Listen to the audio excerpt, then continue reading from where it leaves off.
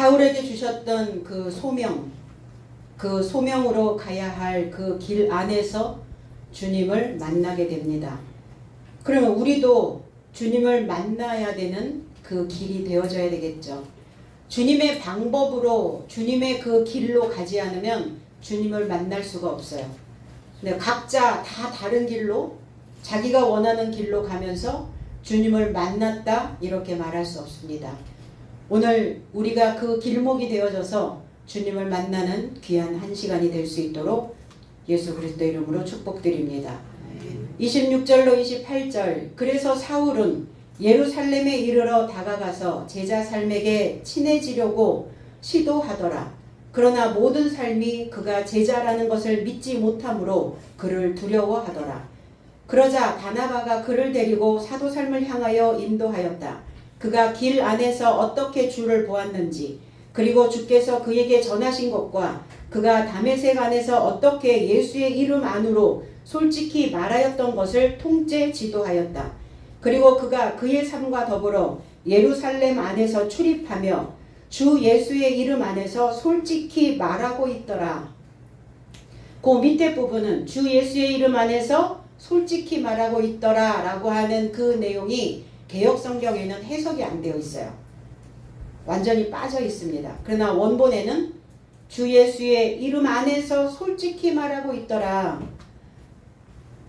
사울의 삶을 보면, 사울의 신앙을 보면 막무가내의 신앙인 것 같아요. 그리스도의 제자들을 찾아가고 그리고 그리스도의 제자들에게 막무가내로 자기의 소명을 펼치기를 원합니다. 이 막무가내 우리는 무대뽀 막무가내로 그렇게 덤볐다. 막무가내로 그렇게 행한다. 이런 단어들을 우리는 쓰고 있는데 그 의미를 찾아보니까 우리가 알고 있는 내용과 전혀 다른 뜻이더라고요. 무대뽀적인 어떤 그런 의미가 아니라 되지 않는 일은 없다. 되지 않는 일은 없다라는 뜻이에요. 이 단어가. 그 무가내라고 하는 단어 앞에 없을 막 그 부정문을 하나 더 붙였는데 무가내, 우리나라에서는 막무가내라고 쓰지만 일본이나 중국에서는 무가내라고 하는 단어로 쓴답니다. 무가내, 없을무, 오를까, 어찌내. 이 단어를 해석을 해보니까 어찌 해볼 수 없다. 어떻게도 해볼 수 없다. 얘 부정 앞에 없을 막자가 하나 붙어 있어요. 그러니까 어찌 해볼 수 없다가 아니라 모든 일을 할 수 있다가 되어지는 거예요. 부정 플러스 부정은 긍정을 나타내거든요. 언어를 해석을 할 때. 그러니까 문자 그대로 막무가내를 이해한다면 도전 정신의 에너지를 가진 자. 그러니까 어찌 해볼 수 없는 것은 없다라는 거예요. 어떻게 해서도 해볼 수 없다. 이게 아니라 어떻게 해서라도 해볼 수 없는 일은 아무것도 없다. 그냥 막무가내. 이게 사울의 정신이에요. 그리고 우리도 지금까지 막무가내로 여기까지 온 거죠. 그냥 막무가내의 이 도전 정신이 있지 않으면 뚫어낼 수가 없다는 거예요. 받아낼 수가 없다는 거예요. 하나님께로부터. 그래서 사울의 막무가내 믿음이 제자들의 마음을 붙잡고자 도전하고 있는 겁니다. 저 사람이 나를 거부하니까 제자들이 나를 싫어하고 나를 밀어내는 건 당연하겠지. 그러나 멈춰있지 않다는 거예요. 예루살렘에 가서 그랬어요. 그냥 가는 게 아니라 가까이 곁으로 아주 근접하여 떨어지는 거예요. 최대한 가까이 그 옆으로 가는 겁니다. 제자들을 가까이 떨어졌다는 거예요. 그러니까 포기란 있을 수 없는 거예요. 사울에게 있어서는 사울의 정신 안에는 막무가내 정신이기 때문에 되지 않는 일은 아무것도 없다. 그러니까 무조건 불도저처럼 들이미는 겁니다. 도전 정신인 거예요. 포기하지 않는 겁니다. 제자들을 사귀고자 이랬어요. 개역성경에는 사귄다. 콜라오라고 하는 단어입니다. 영어에서는 join이라고 얘기를 하죠. 악교는 뭡니까? 풀이죠. 딱 달라붙는 거, 붙이다라는 뜻이에요. 단순하게 그냥 제자들을 사귀고 친해지려고 하는 그 의미가 아니라 달라붙으려고, 찰싹 붙으려고. 우리는 그래서 이게 콜라보를 한다 이렇게 표현을 하죠. 뭘 하기 위해서 팀을 이루어서 함께 그 작업하는 일을 우리는 콜라보 그러는데 원래는 이제 컬래버죠. 컬래버. 그래서 콜래버레이션 이러면 공동 제작, 무엇을 협력하는 것, 이것을 이야기하는데 콜래버레이션을 하고 있는 거예요. 달라붙고자 하는 거예요. 하나님의 복음을 증거하는 데 있어서 협공이지 단독적으로 할 수는 없는 거거든요. 그래서 공동 제작으로 협력하기 위해서 사울은 제자들과 복음의 콜래버레이션을 위해서 붙어 있으려고 하는 겁니다. 고린도전서 6장 16절로 17절에는 창기와 합하는 자는 저와 한 몸인 줄 알지 못하느냐. 일러스되 둘이 한 육체가 된다 하셨나니 주와 합하는 자는 한 영이시라. 제 해석은 혹 음녀에게 달라붙은 자가 저와 한 몸인 것을 너의 삶은 알지 못한 것이냐. 왜냐하면 두 삶이 한 육체에 이루고자 있을 것이라고 그는 단언하신다. 그래서 주께 달라붙은 자는 그와 한 영이다. 누구와 달라붙어 있느냐는 거예요. 내 안에 어떠한 생각이 내 삶을 달라붙게 하느냐는 거예요. 누구와 달라붙어 있느냐도 우리는 참 중요한데 더 중요한 건 내 안에 어떠한 사상과 달라붙어 있느냐는 거예요. 요즘 시대적으로 암흑기입니다. 너무 시대적으로 어두워요. 불안에 떨고 있어요. 공포가 온 사회를 뒤덮었습니다. 마음대로 이제는 산책도 못하고 마음대로 누구를 만나러 갈 수도 없고 늦은 시간에 누구를 만나러 가고 늦은 시간에 귀가를 하는 이게 어렵게 되어졌어요. 시대적으로. 그럼 왜 공포 분위기를 조성하는 그들은 왜 그러는가? 그들의 그 사상과 붙어있기 때문이에요. 건강하지 못한 사상과. 그러니까 지금은 제정신으로 사는 게 제일 중요한 때인 것 같습니다. 그러니까 내 자녀들도 내 주변에 있는 사람들도 제정신을 가지고 있는 사람들인가를 우리는 살펴볼 필요가 있다는 거예요. 그러니까 다른 거 바람 없이 그냥 제정신으로 사는 것만으로도 제정신으로 살아내는 것만으로도 훌륭하다라는 그러한 생각을 하게 됩니다. 한 몸이다. 하나 된 통일된 한 형체. 그리고 육체가 하나 되어진다는 것. 육체가 하나 되어진다는 것. 사르크스, 빠사르. 창세기에서는 빠사르라는 단어, 살이라는 단어. 또 헬라어에서는 사르크스라고 하는 단어, 육체라는 단어. 그럼 무엇이 하나가 되어져야 되냐? 소식입니다. 나누어져 있었던, 갈라져 있었던 그 생각들이, 그 소식이 하나가 되어져야 된다고요. 남편의 생각과 아내의 생각이 하나 되어지는 겁니다. 무엇으로 인하여? 소식으로 인하여. 복음으로 인하여. 그러니까 하나 되지 못한 부분은 어때요? 항상 마음이 따로따로 놀고 있다는 겁니다. 하나로 달라붙어 있지 않다는 거예요. 여기에서 나오는 창기, 여기에서 나오는 음료는 누구냐? 우상 숭배자들이에요. 다른 신을 섬기느냐? 하나님의 이름을 부르지 않는 자인가? 그럼 하나님의 이름을 부르지 않는 자들은 성경에 굳이 기록할 이유가 없죠. 하나님의 이름을 부르는데 하나님을 다른 신으로 둔갑시켜 놓은 자들을 우상숭배자라고 말합니다. 하나님의 이름을 부르면서 그 안에 알맹이는 다른 내용이 들어가 있는 거예요. 풍요의 신을, 풍요로운 신을 나를 살게 하는 어떤 목숨적인 존재로 늘 살게 만드는 어떤 우리가 원하는 물질적인 어떤 풍요의 신에 머물러 있게 만드는 하나님을 믿는 자들은 다 그게 우상숭배라고 성경은 말하고 있습니다. 그들이 뭐냐? 음료라는 거예요. 다른 색을 쫓아가는 거. 창기, 자기의 몸을, 자기의 육체를, 자기의 형체를 하나님의 형체로 만들지 못하고 있는 자들을 창기요 음료라고 말합니다. 성경은. 우리는 하나님의 형상이 되어져야 되는데 무엇으로? 소식으로. 어디가? 내 안이, 나의 머릿속이, 나의 중심이. 그래서 하나 되지 못하면 창기요 음녀라고 말합니다. 파는 자들이죠. 창기 뭐 하는 자입니까? 파는 자. 뭘 파는 자들? 자기 몸을 파는 자들. 창기, 창녀, 창남, 뭐 이런 사람들이죠. 뭔가를 매매하는 자들이에요. 뭘 매매하겠어요? 하나님을 파는데 하나님의 이름을 부르고 있기는 한데 하나님이 아닌 다른 사상, 그것을 하나님으로 둔갑시켜서 지금 겉에 포장지는 하나님인데 내용은 하나님이 아닌 그걸 팔아먹고 있단 말이에요. 그걸 팔고 있단 말이에요. 그들이 음녀요 창기라고 성경은 표현하고 있습니다. 개역성경에는 사귀고자 하나 이렇게 얘기했어요. 사귀고자 하나 제자들이 두려워하였다 이랬거든요. 하나라고 하는 단어 제자들의 근접하여 가기를 사귀고자 하기는 하는데 라고 하는 이 하나라고 하는 단어 페이라오라는 단어 페이라오 페이라조라는 이 단어는 시도하다 유혹하다 도전하다 시험하다라는 단어예요. 페이라조라는 단어는 시험하다라는 단어예요.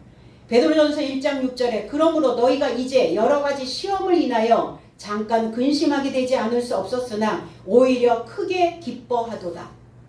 제 해석은 그분 안에서 너의 삶이 즐거워지나니 이제 여러가지 시험 받는 삶 안에서 잠깐 근심하는 것이 마땅하다. 사울은 제자들을 오히려 시험하고 있다는 겁니다. 시도하고 시험하고 있다는 거예요. 그래서 이 시험으로 인하여 너희들이 근심하는 것이 마땅하다고요. 제자들도 지금 사울을 통해서 시험받고 있는 것이 마땅하다고요.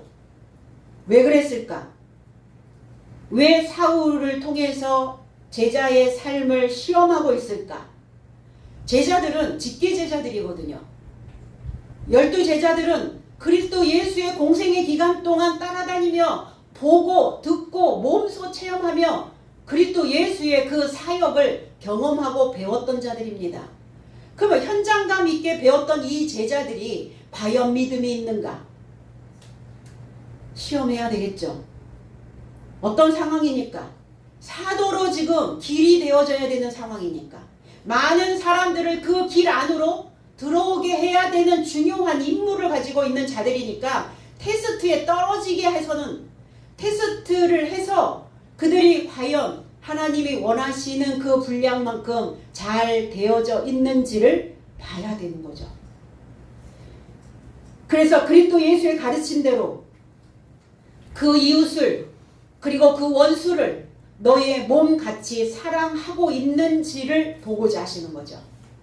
제자들에게 사울은 어떤 자입니까? 원수였어요. 그러나 제자들에게 또 사울에게 또 제자는 이웃과 이웃이었습니다. 그러니까 사랑하라. 분명히 우리에게 계명을 주셨거든요. 가르친 대로 해야죠. 그 제자들을 시험하고자 근접하여 갔다는 겁니다. 그 원수의 머리에 원수는 안 만나는 것이냐, 원수는 끊어버리는 것이냐, 원수 같은 인간은 쳐다보지도 말라는 것이냐, 그거 아니죠. 원수의 머리에 숯불을, 그리고 원수가 목마르거든 마시우게 하고 원수가 줄이거든 먹게 하라는 거예요. 우리가 설정해 놓은 원수죠. 내 틀 안에 들어오지 않으면 우린 다 원수죠. 그러니까 누구의 머리에?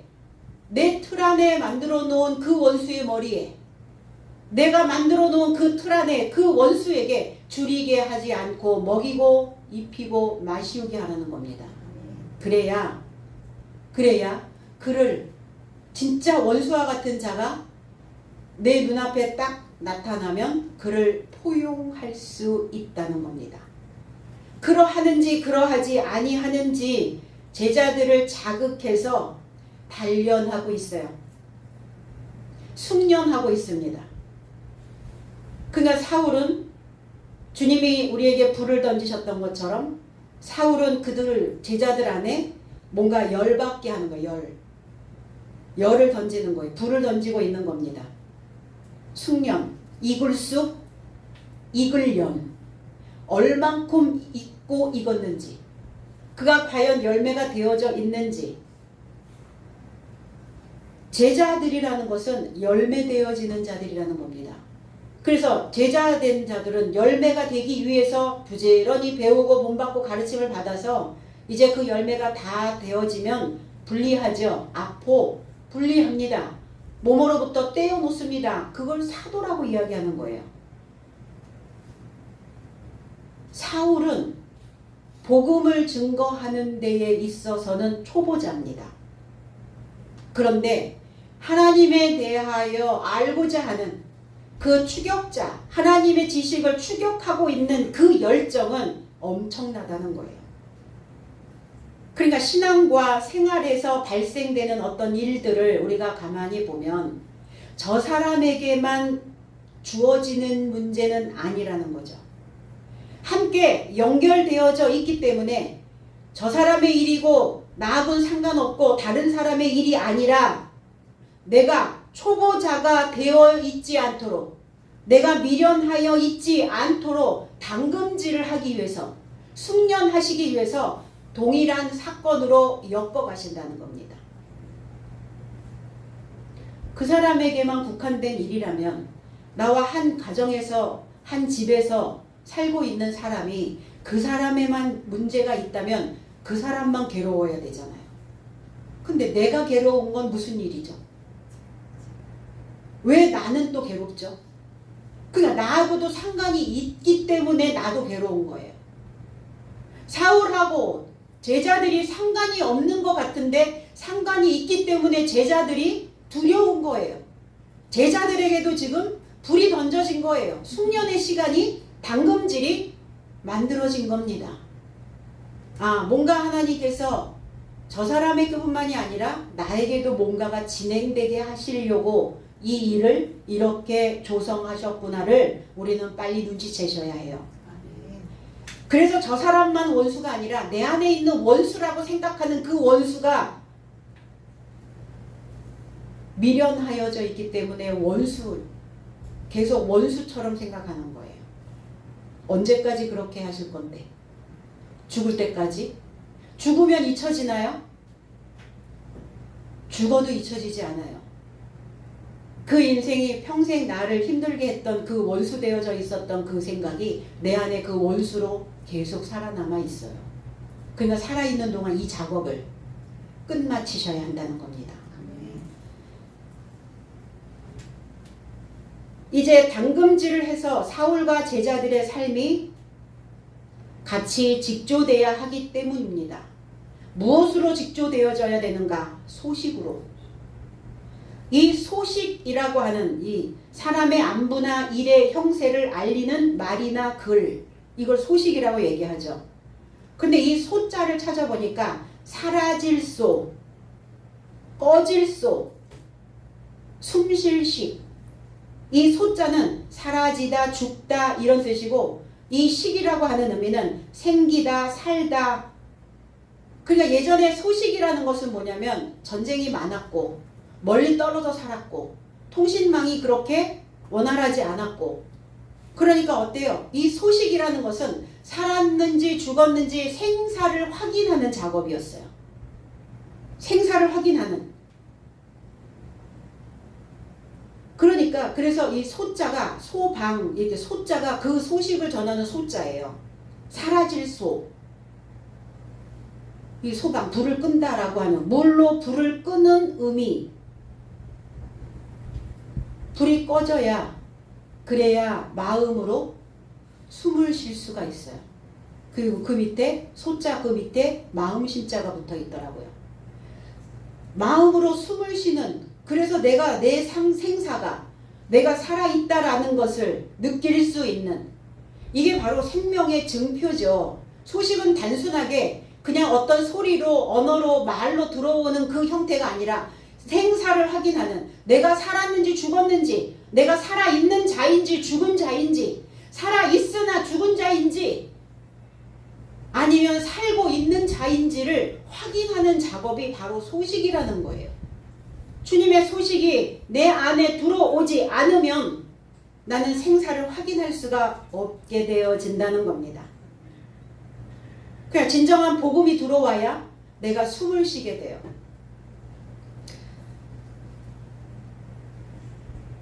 사람들은 살아가면서 가끔 이렇게 얘기합니다. 마음이 답답해 이렇게 얘기해요. 답답하다는 건 뭐예요?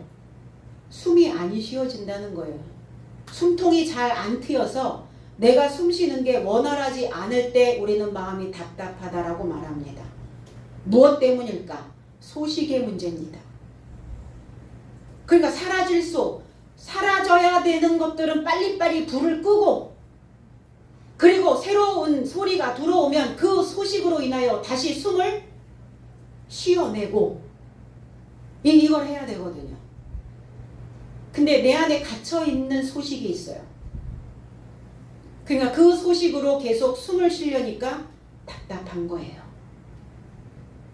바깥의 환경은 그렇게 누가 뭐라 하지 않고, 바깥의 환경은 그냥 그럭저럭 살만한데, 무엇 때문에? 내 안이, 내 마음이, 내 속이 사라지지 않는 거예요. 꺼지지 않는 거예요.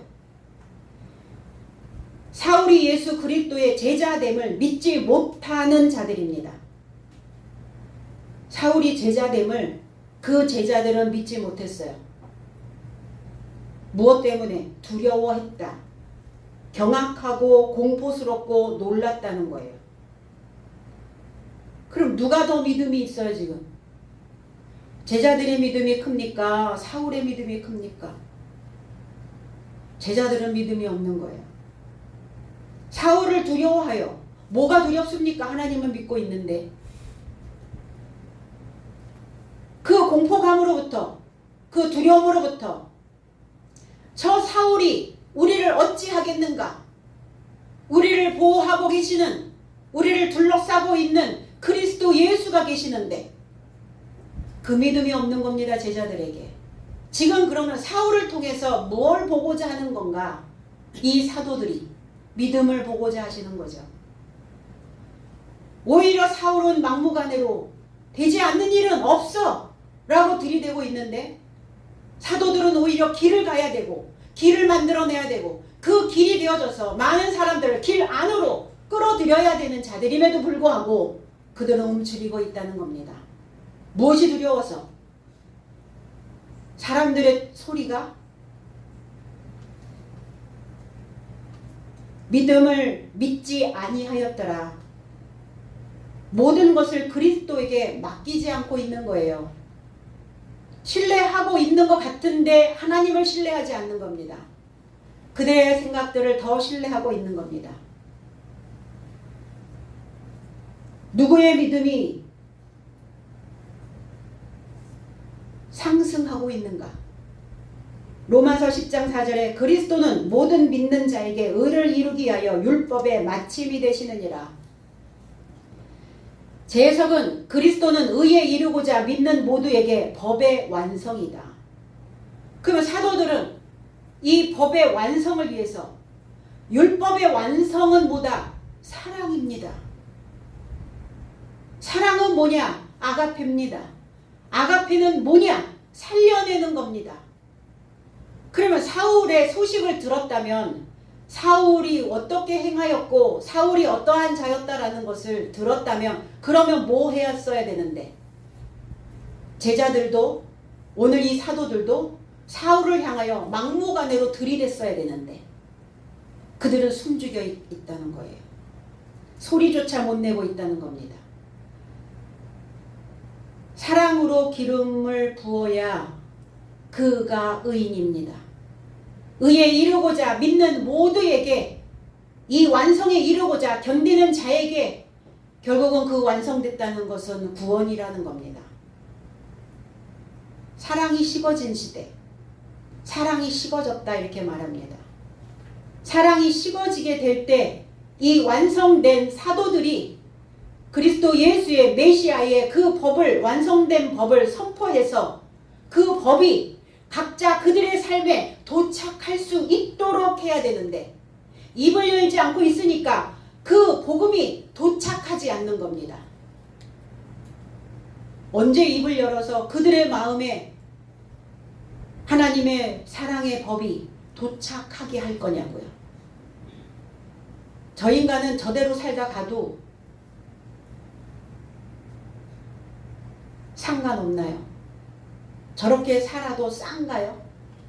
저렇게 살아야 싼가요? 그런 심보를 가지고 있는 내가 사랑의 완성을 이룰 수 있을까? 나도 안 되는데 이 말씀을 듣지 않는 그들은 더 그러겠죠. 그들과 똑같아서는 안 된다는 거예요. 오늘 제자들의 모습을 보면서 우리의 믿음이, 우리의 신앙관이 어떠한가를 볼 수 있어야 된다는 겁니다. 사울 하나를 어찌하지 못해서 주님이 내가 쓸 그릇이다라고 말씀하셨다는데 그 소리도 들었을 거 아니에요. 다메섹 안에 일어났던 일들을, 주님을 만났던 그 일들을 안 들었을 리가 없어요. 그럼에도 불구하고 제자들은 메시아의 법이 도착할 수 없도록 입을 다물고 있었다는 겁니다. 그리고 중개인이 나타나죠. 보증인이 나타납니다. 사울을 보증해 줄 수 있는 바나바가 등장한다는 거예요. 바르바나스라고 하는 단어는 예언자의 아들이라는 뜻이에요. 바르라고 하는 단어는 아들이라는 뜻이고 바나스라고 하는 나바라는 단어에서 온 단어인데 예언자라는 뜻이에요. 예언자의 아들. 예언자의 아들이라는 뜻도 있고 권위자라는 뜻도 가지고 있어요. 이 바나바는 레위인이었습니다. 레위, 구약의 제사장 지파를 레위 지파라고도 이야기하고 연합되다, 붙어있다라는 의미예요. 붙어있는 자예요. 그리스도와 붙어있었던 자, 말씀과 붙어있었던 자. 그는 구브로 섬에서 출생했고 청년으로 성도가 되어집니다. 그리고 많은 사람들에게 권명과 위로를 잘 주는 설득의 달인이었어요. 그러니까 나섰겠죠. 사도들에게 이 사울을 설득해내려고 나선 거예요. 이 바나바는 안디옥 교회의 감독으로 파송되어서 바울을 데리고 안디옥에 와서 1년 동안 동거하며 전도하고, 그래서 성도가 증가하고 그리스도인이라는 칭호를 이때 비로소 받게 됩니다. 지금 아직 사도행전은 우리가 가고 있는 이 장에서는 아직 그리스도인이라는 칭호를 받지 못했던 때였어요. 바나바를 통해서 그리스도인이라는 그 이름이 붙여지게 됩니다. 사울을 사도들에게 소개하죠. 명철하고 지혜 있는 자로 길 안에서 만난 주님의 그릇이다. 강력하게 소개하고 있는 겁니다. 이 사울을 내가 보증할게 이러는 거예요. 그러니까 이 사람이 잘못되면 보증인이 다 덤터기를 쓰게 되죠. 그럼에도 불구하고 바나바는 보증을 삽니다. 혹 우리가 살면서 나를 보증해 줄 수 있는 사람이 있는가? 있으신가요? 없나요? 신용을 못 얻으셨어요? 아, 저 사람 말이라면 내가 팥으로 매주를 쓴다 그래도 믿을 수 있어. 내가 이 사람 추천해 줄게. 추천서 써주죠. 그럼 추천서를 써줄 때는 나의 모든 명예를 거는 거예요. 내가 살아왔던 모든 삶을 걸고 추천서를 써주는 겁니다. 이 사람의 모든 것들을 내가 다 책임지겠다는 거예요. 보증. 과연 나는 그런 삶을 살아내고 있는가? 아니면 보증 서달라고 하면 다 등 돌리고 도망가는가?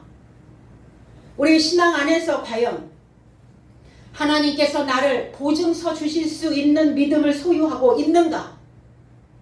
아니면 오늘 사울처럼 우리는 나를 보증서게 하기 위하여 지금부터 나는 막무가내의 신앙생활을 해야 하는가? 시작해도 늦지 않죠. 사울처럼 늦지 않아요. 사울은 가말리엘에서 율법사로부터 얼마나 많은 배움이 있음에도 불구하고 그것이 다 배설물이었다라는 것을 말씀드렸고 시작이라는 이야기를 합니다. 사울로 시작이에요. 사울로 시작해서 바울로 끝나는 겁니다. 나의 신앙관이 이제는 바뀌어야 합니다. 나의 믿음관이 이젠 돌아서야 합니다. 내가 그동안 살아왔던 그 삶의 패턴이 이제 다 돌아가야 해요. 돌아서야 해요. 그 패턴을 유지하고 갈 수는 없습니다. 그러면 신용 회복 못합니다. 그래서 누가 뭐라 해도 이 사람 내가 책임지고 갈 수 있다라고 말할 수 있는 우리의 삶이 되어야 될 줄로 믿습니다. 길 안에서 그리스도의 방법 안에서 믿어야 된다는 거예요. 그리스도의 방법 안에서 믿어야 우리의 삶이, 우리의 신앙생활이 염증나지 않아요. 처음부터 싫어하는 것은 실증이고, 처음부터 좋아하지 않았던 거, 이건 실증 났어 이렇게 얘기하죠. 처음부터 좋아하지 않았던 건 그냥 실증인 거예요. 그런데 처음에는 싫지 않았는데 계속된 접촉으로 싫어지게 된 것을 우리는 염증 났다라고 표현을 합니다. 그러니까 실증과 염증은 달라요. 실증은 처음부터 싫은 거고, 염증은 처음엔 좋았는데 나중에 점점점 싫어지게 된 것을 염증이라고 얘기합니다. 믿음의 염증이 오는 이유가 있어요. 주님의 방법대로 가지 않기 때문에 신앙 안에서 염증이 나는 겁니다. 우리의 삶에도 염증이 날 때가 있어요. 처음에는 내가 안 그랬는데, 내가 공부하는 게 처음부터 싫었던 건 아닌데 가다 보니까 염증이 나네. 싫어지네. 왜 싫어져요? 내 뜻대로 가기 때문에, 내 방법대로 가기 때문에 염증 나는 겁니다. 염증이 나서 떠난 자들이 누가 있어요? 사울의 삶으로 계속 접촉이 되니까 이제 염증이 난 거예요. 누가? 사울이. 자기의 신앙이, 자기의 믿음이 이렇게 염증 나야 된다고요. 사울의 삶을 계속 접촉하니까 실증 날 수밖에 없죠. 똑같은 패턴으로 계속 사니까 실증 나죠. 삶에서 염증이 났는데 하나님에 대하여 염증이 안 날 리가 없잖아요. 삶에서 신바람이 나는데 하나님에 대하여 신바람이 안 날 수가 없잖아요. 삶에서 감사가 오는데 내 삶에서 하나님에 대하여 감사가 없을 수가 없잖아요. 그렇지 않나요? 그래서 신앙에서 염증 났기 때문에 사이비로 건너가는 겁니다. 어떤 교수님이 이렇게 말씀하시더라고요. 이단은 무섭지가 않아. 근데 사이비가 더 위험해. 이단도 위험하지 않나요? 그래도 이단은 완전히 다르기 때문에 구분이 되는데, 사이비는 모양은 똑같은데 내용이 다르대요. 이단도 그렇지 않나요? 아니, 이단은 비슷하다니까. 근데 더 위험한 건 하나님을 빙자하여 속에 다른 내용을 주는 사이비가 더 위험하다. 그런 것 같더라고요. 이단은 확연히 표현이 되니까, 다르니까, 다를 이자거든요. 다르니까 그들은 무섭지가 않은데, 똑같은데 포장은 똑같은데 내용이 다르네. 사이비. 이런 신앙관을 가지고 있는 사람들이 더 무섭죠. 여러분 어떠세요? 매일 똑같은 음식 먹으면 물리게 되죠. 근데 우리의 생각들은 왜 날마다 똑같은 생각을 계속 먹죠? 똑같은 생각을 똑같이 계속 먹는 거는 염증 안 나시나요? 네, 염증 나세요? 그래서 매일 먹으면 물리게 되고, 매일 먹으니까 배 터지도록 먹고, 결국 실증이 나서 염증을 불러오는 겁니다. 실을 염, 증세 증병. 사울의 삶으로 계속 접촉된 삶이 싫어지게 되었다는 거예요. 이 방법으로 살고 있으면, 사울의 방법으로 살면 염증 납니다. 몸에 열이 나고 붓고, 이런 상태의 염은 불꽃염자를 씁니다. 염자가 달라요. 실을 염이 아니라 불꽃염. 안에 열이 나고 부종이 생기고 고름이 차고, 이건 불꽃염자를 써요. 그 염증이 아니죠. 이제부터 주님이신 그리스도 예수의 수단과 방법으로 믿어야, 그리스도의 방법대로, 하나님의 방법대로, 우리에게 가르쳐 주신 그 방법대로, 그런데 가르침이 없으면 가르침의 방법이 어떻게 되어지는지 모르잖아요. 배우지 않는데 배움의 방법을 어떻게 갖다 쓰냐는 거예요. 예전에 배운 거 가지고 활용이 되던가요? 날마다 상기해도 잊어버리는 판국에. 그래서 반복인 거예요. 반복. 똑같은. 그러니까 무엇으로 반복되어지느냐겠죠. 사울로 반복될 것이냐, 바울로 반복될 것이냐예요. 이렇게 그리스도 예수의 수단과 방법으로 믿어야 길이 만들어집니다. 그래야 길이 보입니다. 인생에 길이 보이지 않는 자는 자신이 길이 되어져 있지 않기 때문에 길이 보이지 않는 겁니다. 내가 길이 되어져 있으면 갈 길이 보여요. 우리는 오늘 여기에 왜 모여 있는가? 오늘 유튜브 채널을 통해서 또 이 말씀을 듣는 여러분들도 여러분 자신들이 길이 되어져야만 인생의, 신앙의, 믿음의 길이 뚫릴 수 있다는 겁니다. 그래서 모든 길은 그 한 길로 가는 거예요. 그리스도 예수와 하나 되어진, 통일되어진 그 한 길. 그 길 안에서 주님을 만났어요. 그리스도의 방법대로 가고자 했던 사울이었어요. 근데 무지했단 말이에요. 사울, 수월, 음부, 묻다, 요청하다, 간청하다라는 뜻을 가지고 있어요. 모르니까 묻고, 모르니까 요청하고, 가진 게 없으니까 간청하고. 무엇을 간청하고 뭘 요청하고 뭘 물어봤겠어요, 사울이? 하나님에 대하여, 그리스도 예수에 대하여. 그러니까 드디어 그 길이 보이기 시작했던 거예요. 다메섹 안에서, 다메셰크라는 단어예요. 지구상에서 가장 높은 성. 그런데 구약서부터 다메섹은, 이 다메섹 성은 하나님께로부터 그렇게 좋은 평판을 받지는 못합니다.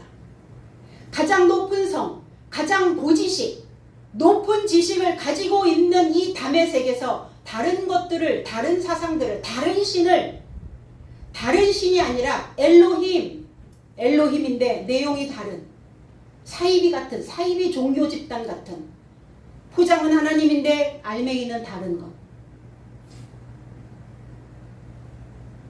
분명히 인터넷에서 그 물건을 보고 시켰는데 겉에 표장은 그렇더라 이거예요. 그런데 엉뚱한 게 왔단 말이죠. 그래서 그 사람들은, 다메섹에 있는 사람들이 하나님께 늘 책망을 받습니다. 스가랴 9장 1절에 여호와의 말씀의 경고가 하드락 땅에 임하며 다메섹에 머물리니 세상 사람과 이스라엘 모든 지파의 눈이 여호와를 우러러보미니라.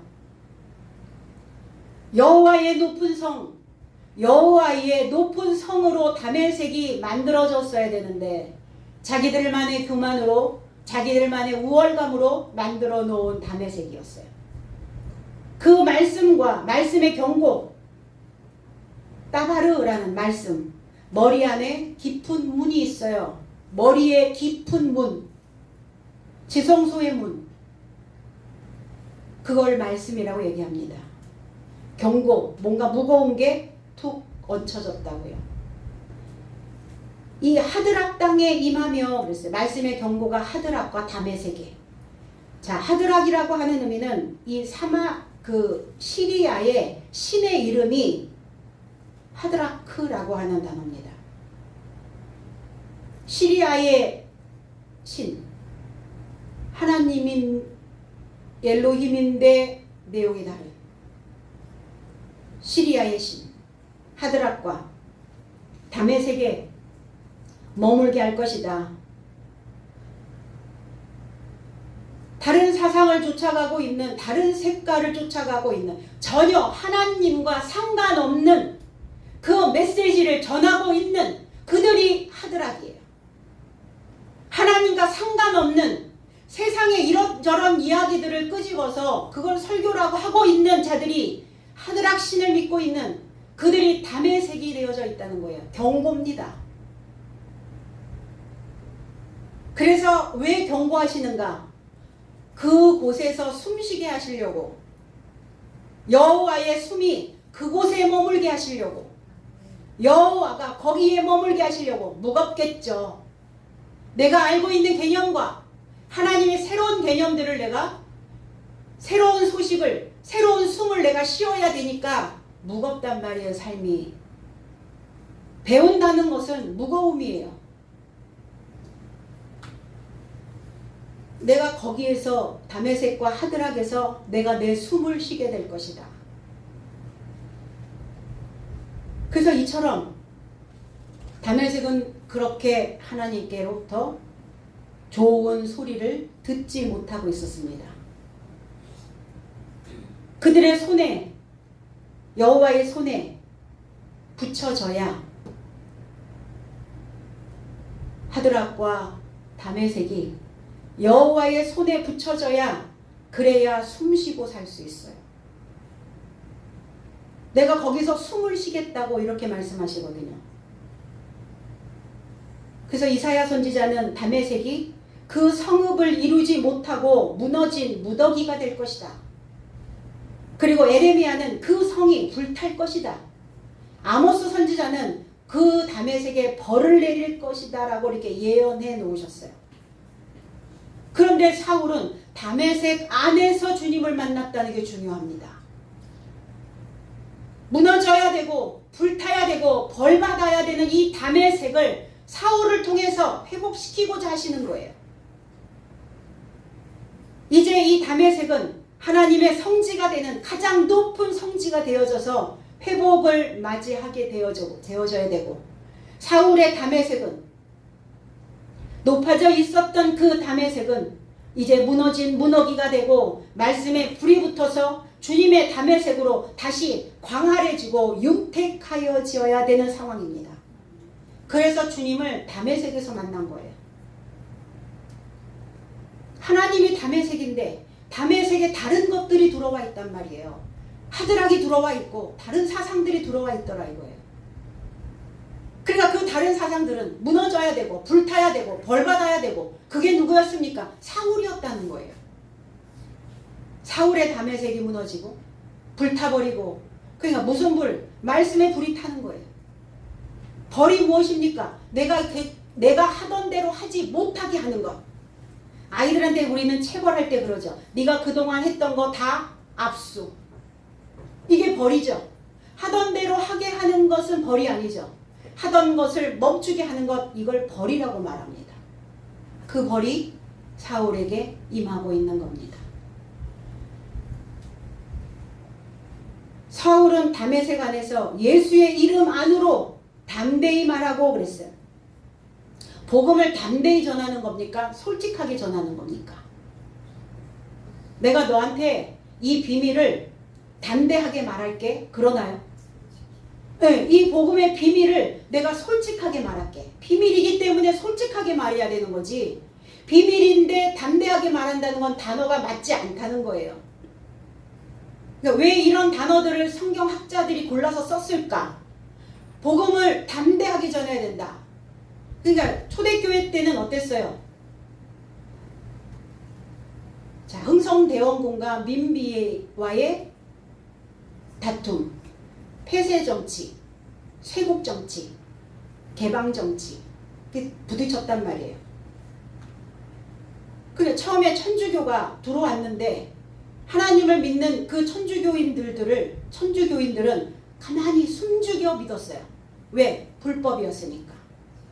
법으로 금해 놓았으니까. 다른 문물이 들어오는 것을 막았단 말이에요. 근데 다른 문물을 받아들이고 개화, 새로운 것들을 받아들이고 새로운 문물을 받아들이고 눈이 띄어지는 새로운 공부를 하고, 그러니까 법으로 그걸 막아놨기 때문에 숨죽여 했어요. 그러니까 그 시대에는 복음을 말할 때, 누군가에게 전달을 할 때 담대히 했었어야 되나 봐요. 근데 이게 담대히가 아니죠. 솔직하게 말하다. 이 담대히라는 단어, 파라흘레시아조마이라는 단어. 솔직하게 말하다, 숨김없이 말하다, 확신하며 말하다, 자유로이 말하다, 이런 뜻이에요. 권위를 가지고 말하다. 말씀으로 숨쉬고 살 수 있도록 생사를 확인하며 살 수 있도록 설명하고 솔직하고 확신 있게 그 내용을 말하고 있는 겁니다. 그래서 그 내용을 알지 못하면 어때요? 그 내용이 무엇인지, 이 글이 무슨 뜻인지를 알지 못하면 답답해서 숨 쉴 수가 없잖아요. 그래서 설교는 숨 쉴 수 있도록 소식을 전하는 겁니다. 내가 살았는지, 살아있는 믿음인지, 죽어있는 믿음인지 생사 확인을 할 수 있도록 설명해 줘야 된다는 겁니다. 설명되셨나요? 확인되셨어요? 확인하고 가셔야죠. 사울이 제자들과 예루살렘 안에서 출입하며 그랬어요. 밖으로 나가다, 무엇으로부터 나오다, 입하며 에이스 포류오마이, 통하여 들어가다. 그러면 우리가 출입한다는 것은 밖에서 경기하고 통과하도록 경기장을 지금 달리고 있는 거예요. 밖으로는 그리스도를 전파하고 그 말씀이 살아있는 말씀으로 내 자신을 통과할 수 있도록 출입. 밖에서도 가르쳤다면 그 가르친 말씀이 나도 가르쳐야죠. 사울은 그러고 있단 말이에요. 출입하며. 평화의 강이 흐르는, 평화의 가르침이 있는 예루살렘에서 출입하며 경기하며 달리고 있다는 것, 경기장을 지금 달리고 있는 자의 모습입니다. 자신에게 접목이에요. 하나님을 믿는데 이 말씀 그 사람이 들었어야 돼. 그런가요? 내가 들어야지. 내가 들어야지 통과되지. 밖으로 나가기만 하고 들어오지를 않으면 어떻게 되는 거예요? 출입. 그래서 내 자신에게 접목되어 내 자신을 통하여 그 메시지가 반복되어 인식시킬 때까지, 그 사람이 이 하나님을 인식할 때까지 반복해서 말해주는 거예요. 한 번 말해서 못 알아듣는다고요? 10번 말하고 100번 말해보고 1000번 말해야죠. 하나님 나한테 그리 하셨다는 거예요. 하나님 나한테 1천을 하셨다는 거예요. 1천. 나한테 그 말 하나 알아듣게 하려고 1000번을 말하셨다고요. 우리는 그 사람 하나 살리려고 1000번 말해보신 적 있으세요? 없죠. 그리고 못 알아듣는다고 입 다물죠. 그 다음부터 말이 안 통한다고 입 다물죠. 그럼 어떻게 할 거예요?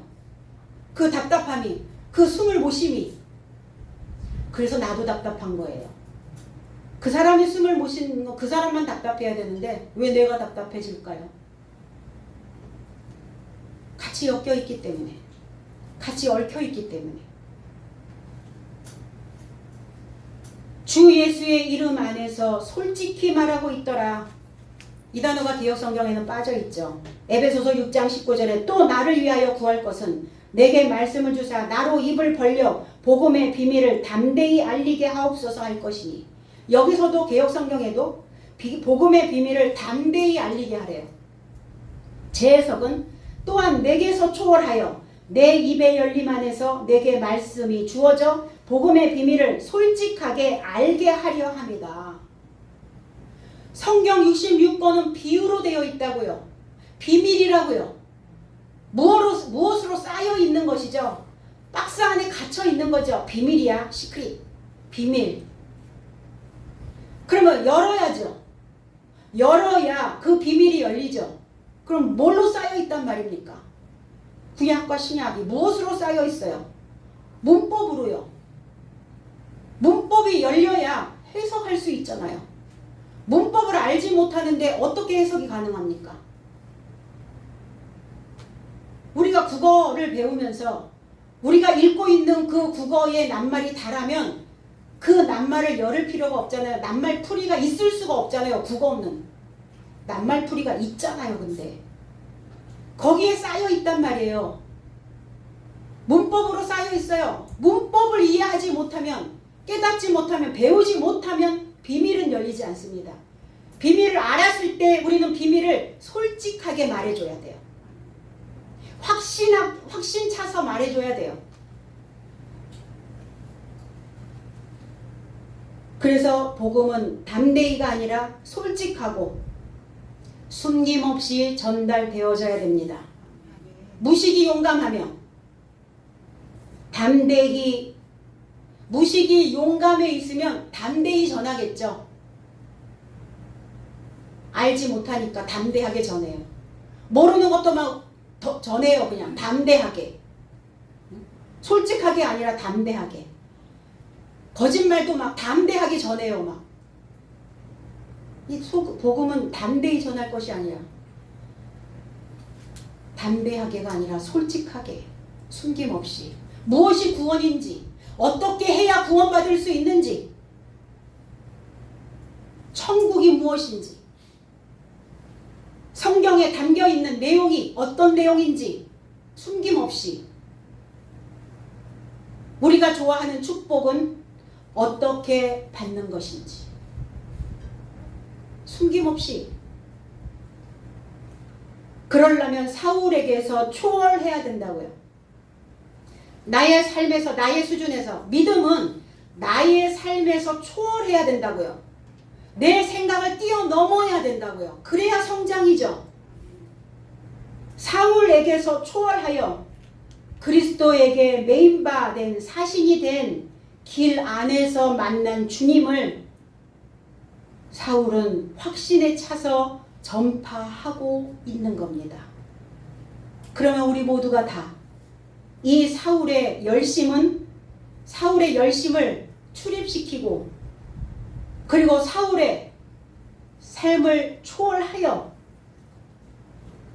나의 믿음의 길 안에서 주님을 만날 수 있는 우리 모두가 다 그 길목이 되어지시기를 주님의 이름으로 축복드립니다.